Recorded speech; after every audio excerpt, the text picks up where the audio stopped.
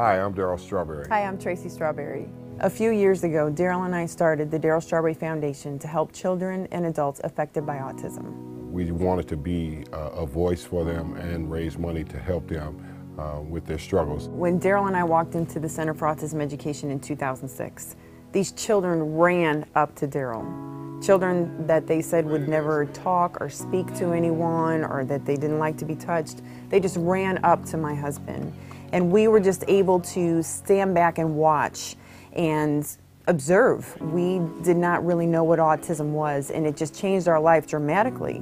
We were also blessed with being able to hear the stories of the families, the parents that were affected, and just the tremendous struggle that it is for them on a daily basis, 24/7, 7 days a week. It's all the time for these individuals.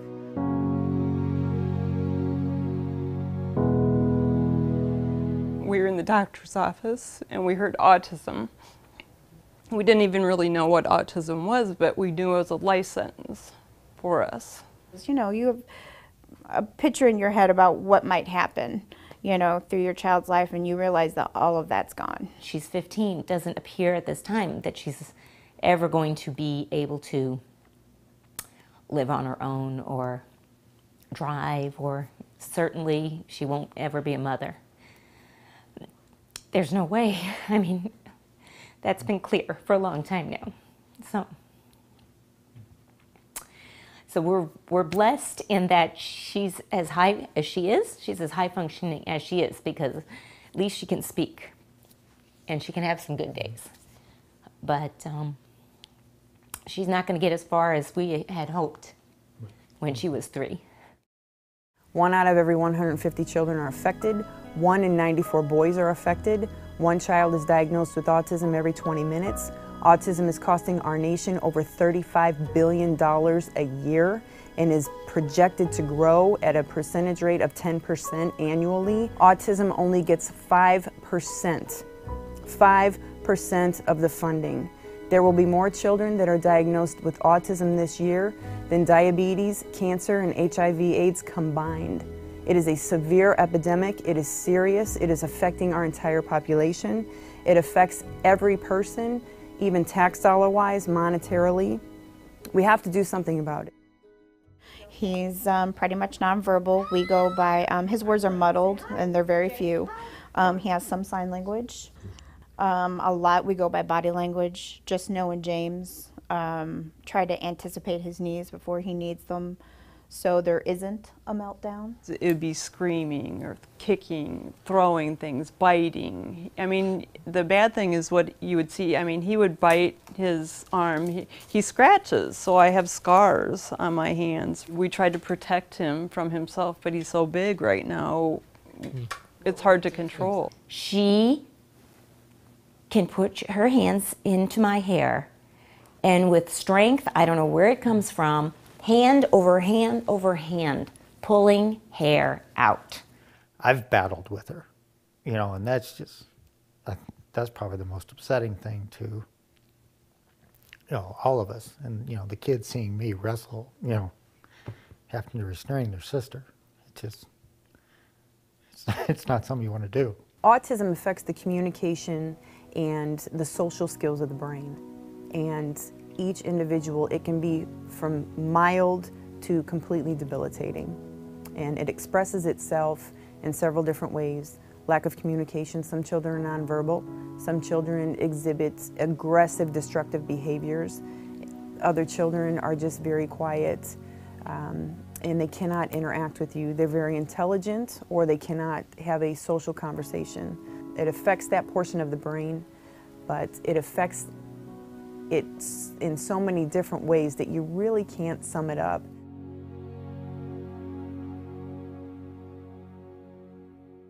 This is what we do, Fight for Autism. We want everyone to get a first-hand look of what goes on in the lives of these children and the lives of these families, and we're going to walk you on through and give you a first-hand view of the love, the quality of life, and the changes that go on in these families' lives right through these doors. So follow us.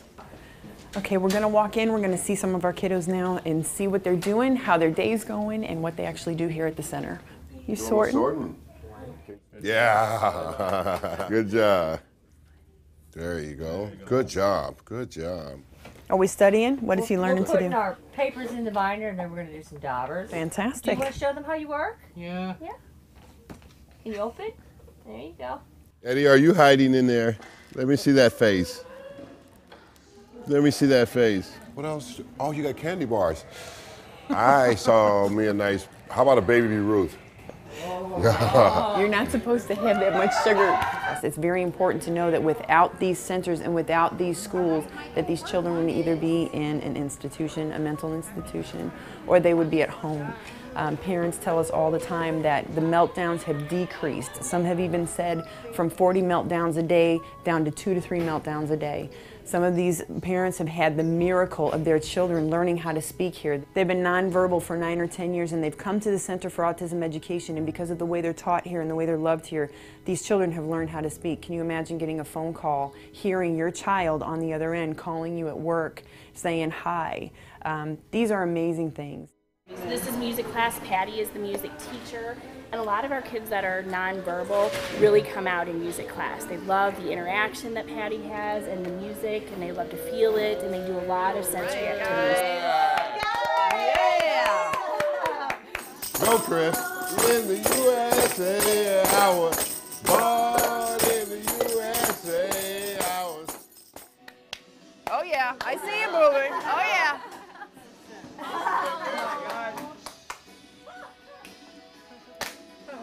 All right.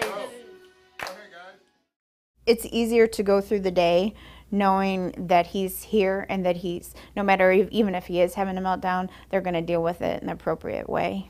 It's very calming as a mother to know that your child is being looked after and loved at rather than the school that he was at, and I didn't think that they were doing him right.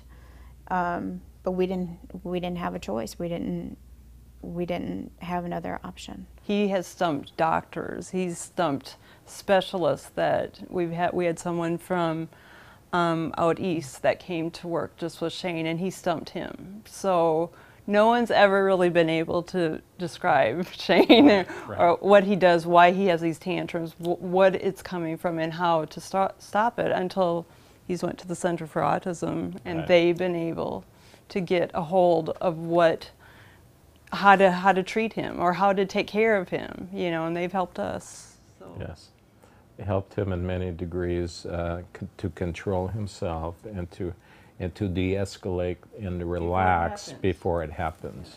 If it was not for that school, I don't know if we would be able to keep her in this home. I mean, she's dangerous sometimes. She breaks things and she hurts people. So there's definitely days, there have been days when I have wondered, are we going to be able to do this? Are we going to be able to keep doing this? Or do we need to start thinking about some, other placement, having her go away? I can't stand even thinking about that. Right now, the Darryl Strawberry Foundation is fighting to build adult day programs. Why that's so important is because after age 21, there really isn't a whole lot of structure in place as far as the government goes. Because autism is such a severe epidemic and it's been going on for so long, we weren't prepared. And when I say we, it's the world, the government. There just was no preparation. Autism's been around a lot longer than we've been aware. So we have an entire adult community out there, and our children are aging out of the system. So when they turn 21, they're cut off. Their benefits are cut off. They're very minimal. There are benefits that come from the Department of Mental Health, depending on the state that you live in, but there's not much out there. There aren't adult day facilities to carry on, to transition these individuals into, to experience quality of life and carry on with the life and the love that they knew from that day forward. And the parents are crushed. Life as they know it, the nightmare starts all over again for them. She's 15. She can stay in the school system till she's 21. And then after that, I mean, my understanding is there's not a place for her right now. So we need that. We need a place where she can be safe and be challenged, and a place where people are able to handle the behaviors, because I don't think we'll ever be free from those behaviors.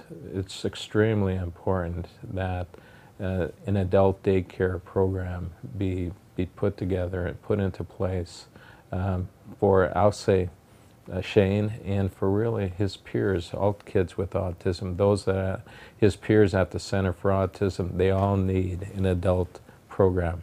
When they graduate there right now, it's like the future is stopped for them, and they need help. It's like, well, I'm going to handle him as long as I can, but we need the help in the future, because I don't know what's going to happen to him, and I know till my dying breath, I'm going to do whatever I can to have him do something in this world, because he's a human being. He has a great sense of humor. It's not fair to have him just be a vegetable in a building. He can't go to a place that they just sedate him all day, and that is not a life. That's not a life for anyone. So we have to have something that he can do, so that he has a self, that he can feel good about his life. Nobody wants a life like that. Currently, the Darryl Strawberry Foundation is covering St. Louis and St. Charles, Missouri, and different areas of the state of Missouri. We're also here in New York City supporting Long Island. There's a place called the Free Foundation that has a facility for adults, serves over 3,000 adults per year. So we would like to be more involved in helping them also. We would like to see this travel into the 50 states. Get involved, help us help them. If I had a child that was affected, I would want somebody to help me. There are a lot of wonderful, worthy causes out there, which we also support and give our time to. Help us help them. You know, we're not naive. We know that the government can't do everything, especially in these economic times. There are people out there that can donate property. There are people out there who can donate time, their ideas, everything from printing an envelope to donating a center. Nothing is too small and nothing is too large. This is how we're going to impact this community. This is how we're going to change their lives. We have to think out of the box. Get involved. Be aware. Help us love on these families. Help us change their lives. It's always wonderful ways you can get involved with the Darryl Strawberry Foundation. You can go to darrylstrawberry.com. You can get involved with the golf outings, come out and support the golf outings, which people have done, and I am grateful for all those. And I thank those tremendously. They come out every year and support, and even in rough times, you know, people come out and donate their time and their money to the foundation, and we are tremendously grateful for that. And we always will be grateful for all the people that come out and support, the athletes that take the time out of their schedule to come out and participate in the golf outing, you know, to help raise money for the foundation. From Tracy and I, from the Darryl Strawberry Foundation, from all that continue to support us, we'd like to say thank you very much.